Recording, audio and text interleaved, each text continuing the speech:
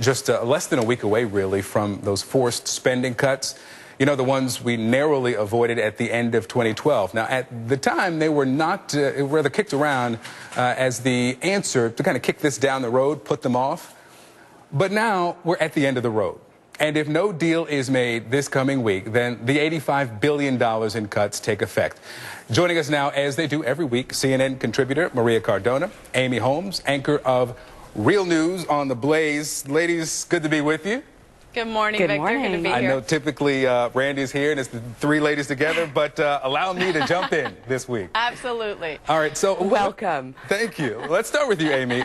Who has the most to lose if this deal does not get done?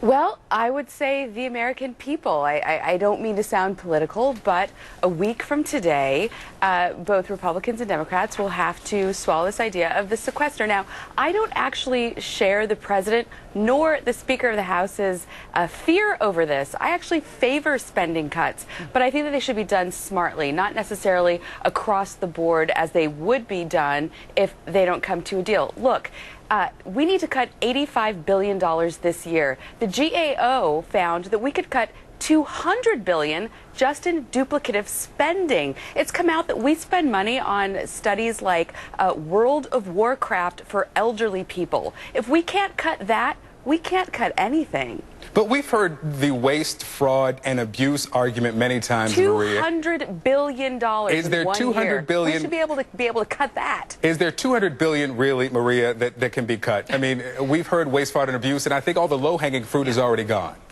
Well, sure, Victor. There can be cuts that are done in a smart way.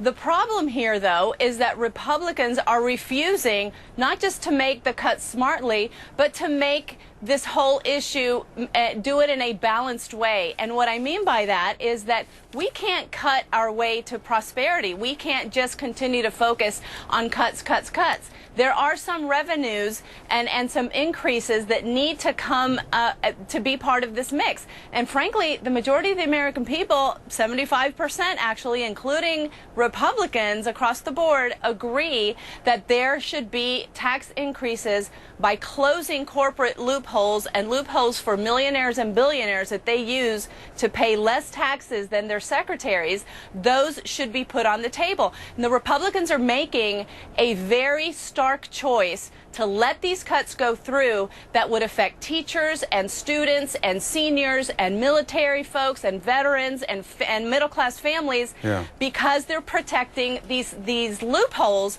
for corporate jet owners and millionaires and billionaires. That's not a very sustainable position for Republicans. Honestly, those to me are talking points. When the president trots out first responders, those are actually paid for by local dollars, not by federal dollars. These cuts will be decided by the president. Not all of them, Amy. And as we know, it was the sequester was the president's idea in the first place. But that Congress voted for. The majority of Republicans voted for it. I don't want to play the blame game. What I want to play is where can we cut government spending, and that is a top priority of the American voter. We've seen this in polls. The deficit is hugely important to the American voter. It's one of the number one or two top priorities. Let's get together and find We've got to get on to the next question. Very smart cuts. We've got to get on to the next question.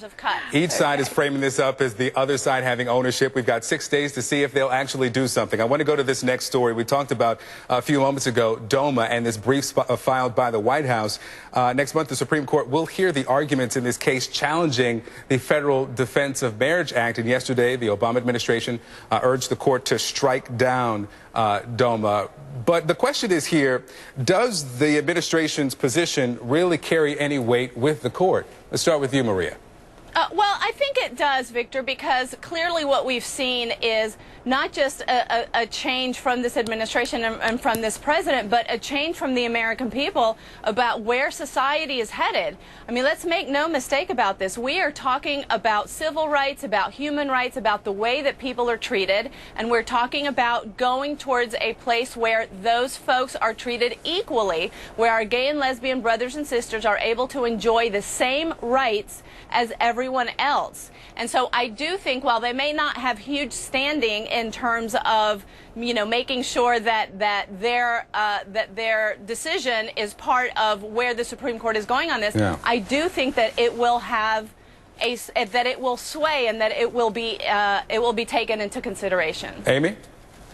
Well, the DOMA case in front of the Supreme Court will be decided on its merits. I hope it's not decided based on the Supreme Court putting up a finger and deciding, you know, which side is advocating which position. If we want to debate whether or not DOMA, which was actually signed into law by Bill Clinton, should be the law of the land, that's a different question. But in terms of whether or not the federal government is on the side of enforcing DOMA or not, I think the Supreme Court is really going to be looking at the California Supreme Court case. Yeah. Did the California Supreme Court decide rightly or wrongly? Is it narrowly defined for the state of California? And should it be applied nationally? I think those are the questions, not a popularity contest on which lawyer represents which side. All right, Amy Holmes, Maria Cardona, thank you for talking with us. Robust conversation, to say the least. Good to have you, Victor. You know what Randy's putting up with every Saturday.